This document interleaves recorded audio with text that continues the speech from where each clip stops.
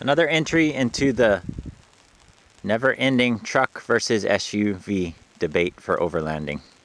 First of all, I'd like to show you where I am. I'm in Nevada, above the Colorado River. Absolutely beautiful. Camped last night. It's about a 30-mile dirt road. I'm on a power line road currently. And not sure if the microphone's gonna pick it up, but there's tons of popping, cracking, whizzing from the power lines.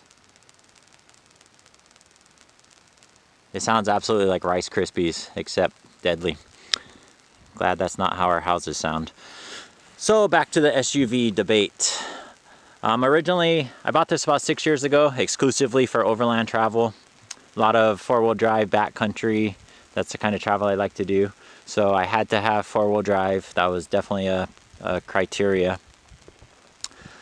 So I was looking for a Tacoma, an older first-gen Tacoma, which was 96 through 2004. And as I was looking, I just couldn't find anything that I felt was in the price range that made sense. A lot of them were kind of abused, and any of them that were in great shape, they just wanted so much money. I just couldn't justify the cost. So I started looking into 4Runners. I am quite brand loyal to Toyota, and not to say that other makes and models aren't good. It's just they've treated me so well in my life that I tend to stick with them because I travel solo so much that reliability and being able to get me out of whatever I come upon is number one. So I started looking into 4Runners. They were a bit cheaper, even though it's the exact same engine, the exact same transmission, pretty much the exact same everything, a little bit different suspension, but all the reliability of Tacoma. I had a 98 Tacoma that I took to over 300,000 miles with virtually no issues. So I figured if I could find a 4Runner, then it should basically provide the same type of reliability for the duration. I got this at 125,000 miles. It's the 5-speed V6, and I've had about 6 years. I only travel about 5,000 miles a year. So if it goes up to 300, I can have this vehicle for a long time. So back to the debate. Was looking for a truck, and I was gonna put a camper shell on it and build a platform in the back. But once I got this, then I just took out the back seats and built a platform in this. The couple things I do like about having a 4Runner over a Tacoma is it has a shorter wheelbase, which in off-roading has been very helpful. It just not so long, so I don't get hung up on obstacles if I come upon a ledge or a big rock or something like that.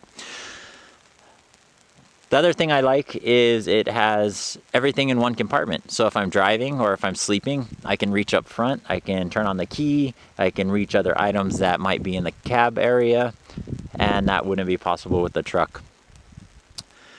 The other thing I like about it is everything's consolidated, just like my last statement, but it's also a bit more secure. Most people don't think 4Runner is going to have a lot of overlanding, sleeping, personal items for camping.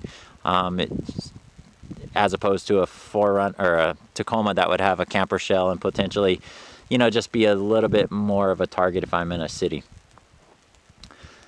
And quite honestly, the best thing that I unexpectedly found out about having an SUV is on the cold nights when it's in the 30s and 40s, I can turn on the truck and have a built-in heater. And to me, that has just been such a huge advantage to be able to turn it on. I think it is more well insulated than a truck box with a camper shell.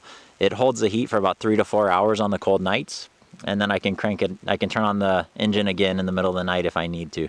So to me, that's just a huge benefit of having an SUV over a truck where you're either just cold in the back or need to get a supplemental heater of some type and then deal with all the energy consumption, or if it's gas, the ventilation of noxious fumes and whatnot. On the downside, pretty much the downside for me is I can't carry dirty objects easily. Primarily for me personally, this is firewood. So I just don't want to put firewood with all the potential bugs, dust, dirt, bark, and all that inside, where if I had a truck, that would be not really a concern. I don't travel with a dog, but if I did, I could definitely see an advantage to having a truck when they, you know, run around and get covered in mud, grass, or whatever they happen to roll in that you don't want in your cab. So those are kind of the two downsides I could see to having an SUV over a truck. But overall, I absolutely love this. I know it's an older style 4Runner, but I'm not really talking about brand specific here, just the SUV versus truck thing. I did lift this one because I do off-road travel, and I wasn't going to. I was determined to have a stock 4Runner. The first time I got in Colorado off-road, I started bottoming out, and that just, I was just being too limited by the stock height. So I did lift this. It's a 3-inch suspension, 2-inch body, which on these older ones doesn't afford you much of a bigger tire, but does get you up off the rocks a few inches, which is quite helpful. So that's it. I know this is a never-ending debate, and I haven't really heard people talk about the heater, which in my opinion is absolutely one of the biggest perks of all. And then having the side doors also is a huge help if you want to get out at night.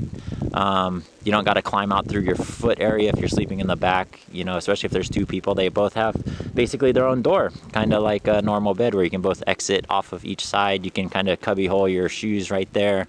And that's another benefit that I've found with the SUV.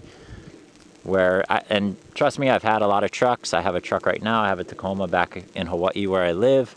So I'm not anti-truck. It's just some unexpected things I found as I've been overlanding for 6 years now in this little guy. Okay, that's just another view.